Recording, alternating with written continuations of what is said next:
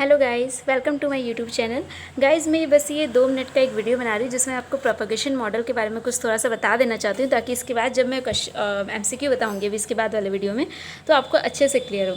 So guys, आपके जो propagation model होते हैं वो देखिए यहाँ पे 3 टाइप्स के हैं। एक तो आपका फ्री स्पेस के लिए होता है, ठीक है। एक आपका आउटडोर एटोनेशन के लिए होता है, ठीक है।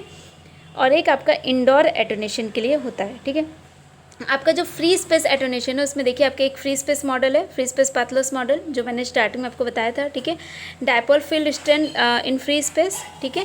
एक आपके फ्रीज ट्रांसमिशन इक्वेशन, ये तीनों मॉडल आपके फ्री स्पेस के हैं, ठीक है।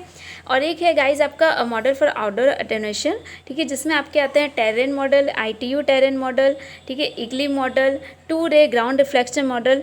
गाइस 2 रे ग्राउंड रिफ्लेक्शन मॉडल आपके कोर्स में है भी, ठीक है। तो वो आउटडोर एटोनेशन में ही आएगा, यानी आउटडोर प्रोपगेशन मॉडल में ही वो आएगा, ठीक है।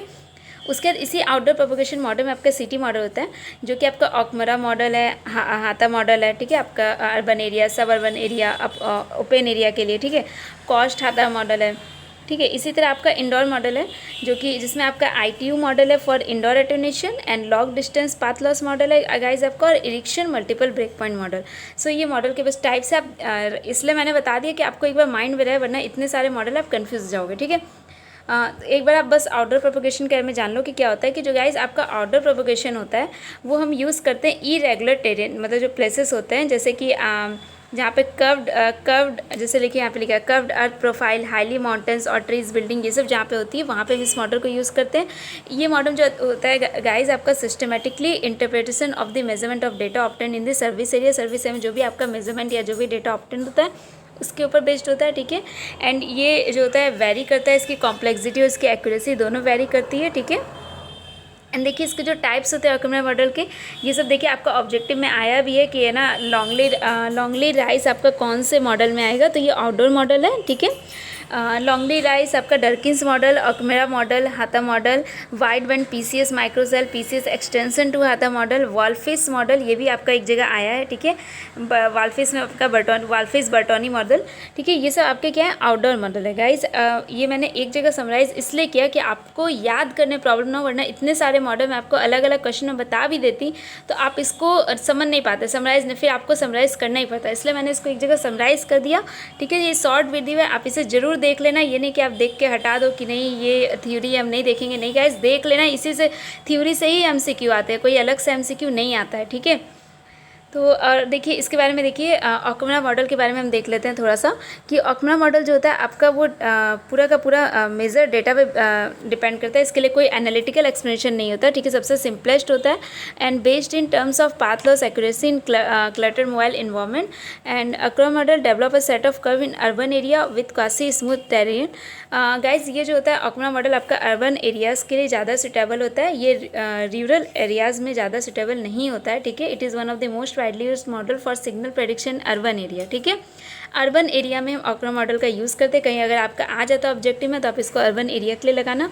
इसकी जो फ्रिक्वेंसीज जो एप्लीकेबल होती है इसके लिए, उसकी रेंज है 150 मेगाहर्ट्ज़ टू 1920 मेगाहर्ट्ज़, ठीक है।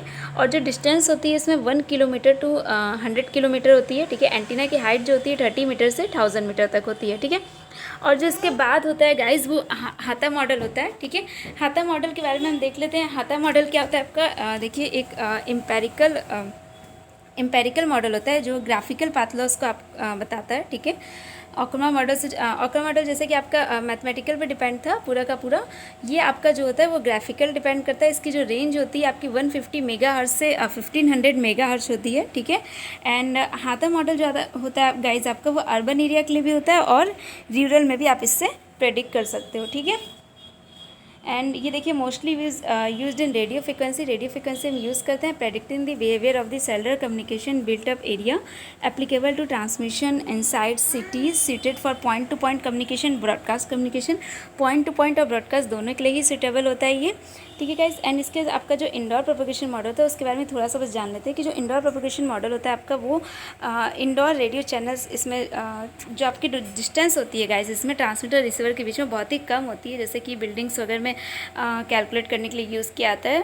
ठीक है, इसमें क्या होता है कि आपका जो वेरिएशन होता है एनवायरनमेंट में वो बहुत ही ज़्यादा होता है। ठीक है, स्मॉलर ट्रांसमीटर रिसीवर सेपरेशन होती है, हाई इन्वायरमेंटल वेरिएबिलिटी होती है। For much small transmitter receiver separation conditions very from, condition जो होती है आपकी वेरी करती है डोर से, विंडो के कारण। ठीक है, ओपन है कि क्लोज्ड है, mountain place of antenna, desk selling, ठीक है, and the level of floors, इन सब के कारण जो होता है ये आपका वेरी करता है। ठीक है गाइस, तो ये एक बेसिक आपका बस इसके बारे में था कि आप एक बेसिक जान लो कि इंडोर और आउटडोर आपका कैसे वेरी करता है, किसके अकॉर्डिंग होता है। ठीक है, क्योंकि आपके सिलेबस का है, एक बार आप इसे रीड जरूर कर लेना। Okay, thank you guys.